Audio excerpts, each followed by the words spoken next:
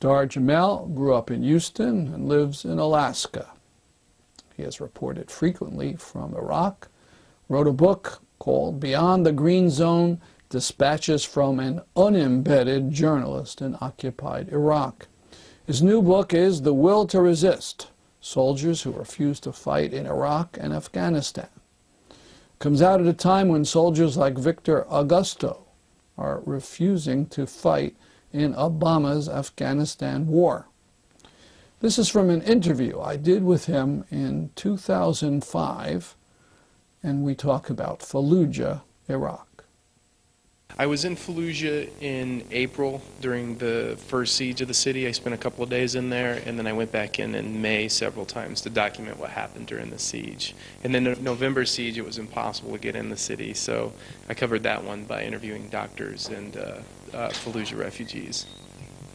Let's try to remember back. The reason supposedly for the first siege was some contractors had been killed and then their bodies mutilated, and this enraged the military, and so they went after Fallujah, but then that siege did not succeed. Right. That siege, actually, even after what happened to those 4 mercenaries, the military commander in charge of Fallujah still didn't want to go in. He actually preferred working on reconstruction projects and trying to win the people's trust that way. That the order to siege the city actually didn't come through the military like the invasion of Iraq. It came through the White House directly. And that siege did fail because the military realized pretty quickly that they weren't going to be able to take the city without destroying most of it, which is what happened in November.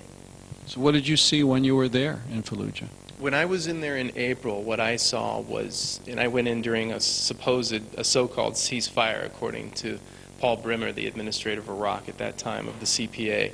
And so we figured that we knew it would be dangerous, but if you're going to go in, you might as well go in during a ceasefire. And it was anything but a ceasefire. There were warplanes bombing the city when we went in and fighting all over the city. And we took supplies into a small clinic inside the city, which is how we got in. And there were one person after another being brought into the clinic, women, children, older people, all of them civilians, and they were all claiming the same thing, that wherever they were in the city, they were being shot by snipers, by military snipers. The ambulance had one functional ambulance left, and it even had some bullet holes in it because all their others had been destroyed by the military. So it was a massacre is really the word I would use to describe what I saw in April, and that was really just a bit of a prelude as to what happened in November, where at least 4,000 people were killed in Fallujah.